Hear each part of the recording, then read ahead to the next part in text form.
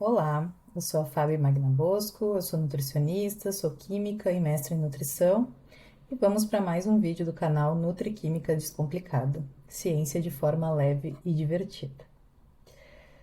Hoje vamos falar sobre as desordens relacionadas ao glúten. E antes de tudo, já deixa o teu like nesse vídeo e te inscreve no canal, isso é bem importante para o YouTube entregar esse vídeo para mais pessoas, não esquece. Então, vamos lá, vamos começar. Além da doença celíaca, temos outras desordens que também são causadas pelo consumo de glúten, as quais chamamos de desordens relacionadas ao glúten. E quais são essas desordens? Então, como primeira, nós temos a dermatite herpetiforme, que ela é uma manifestação cutânea da doença celíaca, né? Isso significa que ela é uma doença autoimune também, e que o consumo de glúten causa uma reação inflamatória na pele. Geralmente formam bolhas e coceira intensa. E essas lesões normalmente aparecem nos cotovelos, nos joelhos e nos glúteos. E geralmente ela é bilateral, então aparecem nos dois joelhos, nos dois cotovelos, nos glúteos, né, nos dois lados das costas, por exemplo, também.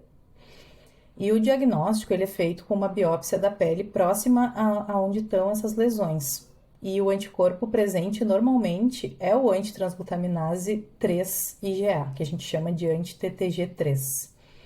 Também são feitos exames para ver como é que está o intestino delgado dessa pessoa, porque algumas pessoas que têm DH, elas podem ter lesões no intestino também, mas isso não é uma regra. Às vezes as lesões estão somente na pele. E o tratamento aqui também é seguir uma dieta isenta de glúten e em alguns casos também pode-se utilizar algumas medicações antibióticas que são da classe das sulfonas, para ajudar a aliviar os sintomas juntamente com a dieta bem feita. Algumas pessoas também que possuem DH precisam fazer uma dieta ampliada, porque alguns compostos também podem aumentar, né, essa lesão e trazer mais coceira, como os compostos halogenados, né, como cloro, bromo, flúor e iodo, por exemplo. Mas isso é uma questão de ver como é que o paciente se sente, né? E nem sempre é preciso fazer isso, mas às vezes é necessário. Então, por isso que ter um bom acompanhamento, né, com um profissional, tanto da nutrição como o médico, é fundamental. Outra desordem que nós temos é a ataxia do glúten, que ela também é uma doença autoimune e ela afeta o sistema nervoso. Mais especificamente o cerebelo, que controla toda a parte de coordenação motora. Os sintomas, então, eles incluem dificuldade de equilíbrio, coordenação, por exemplo. E para o diagnóstico são realizados exames de sangue para detectar os anticorpos relacionados ao glúten e também alguns exames neurológicos para avaliar o comprometimento do cerebelo. Aqui também cabe, né, fazer os exames de endoscopia, por exemplo, para ver se o paciente também tem lesões no intestino. O tratamento também é uma dieta isenta de glúten rigorosa e isso vai ajudar a interromper a progressão desses danos neurológicos. Nós temos também a alergia ao trigo, que ela é diferente, né? Ela não é uma condição autoimune, ela é uma reação do sistema imunológico às proteínas do trigo, e incluindo, mas não é exclusivamente o glúten, né? Então, dentro do trigo, né, do cereal, a gente tem outras proteínas e para quem tem alergia ao trigo também reage a essas outras proteínas. Então, os sintomas eles podem variar de urticária a problemas respiratórios e também a anafilaxia, que é uma reação bem grave.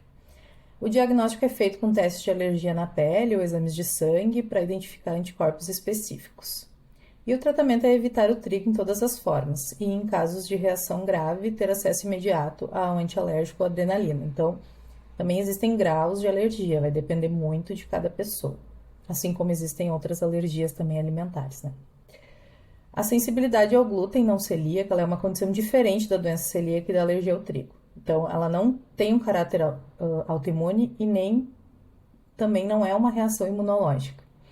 Então, aqui o glúten ele pode causar sintomas gastrointestinais, né, como a dor abdominal e diarreia, por exemplo, ou até extraintestinais, como a dor de cabeça e a fadiga. Mas não acontece o dano no intestino, ou essa reação alérgica, como na alergia ao trigo, né?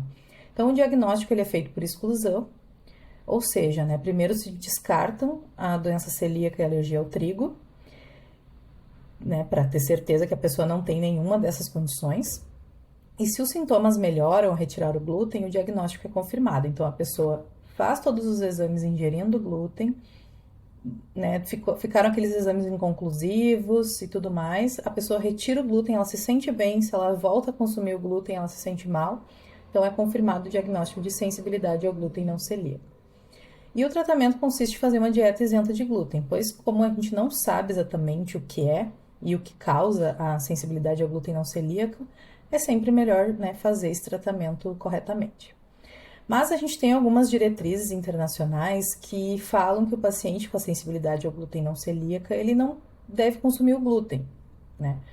Mas não precisaria cuidar da contaminação cruzada. Esse é um assunto bem contraditório, tem diversas opiniões, né? Mas aqui no Brasil, né, o que a gente vê, tanto dos nutricionistas como dos médicos que entendem dessas desordens, eles pedem para o paciente fazer o tratamento exatamente igual da doença celíaca ou da alergia ao trigo, enfim, que é uma dieta isenta de glúten, tá? Pelo menos até a gente saber o que realmente causa a sensibilidade ao glúten não celíaco. E aqui eu vou deixar um lembrete bem importante. Então, para fazer todos os exames, como a gente já tinha comentado no vídeo 1, o paciente ele tem que estar ingerindo glúten regularmente por pelo menos 3 meses, e esse regularmente quer dizer todos os dias, pode ser só uma vez ao dia, pode ser uma fatia de pão, mas o ideal é que sejam todos os dias. E por que isso, né? Como a gente já viu no primeiro vídeo, o glúten é o gatilho para essas desordens. Então, quando eliminamos o glúten da dieta, o gatilho é removido, então, por consequência, os anticorpos não vão mais circular, né? Porque não terão mais por que combater o glúten. No primeiro vídeo eu explico tudo direitinho, então volta lá e dá uma olhadinha. Então tá, pessoal, esse foi o nosso segundo vídeo aqui do canal, espero que vocês tenham gostado e qualquer dúvida podem deixar nos comentários e até o próximo vídeo. Beijos da Nutriquímica.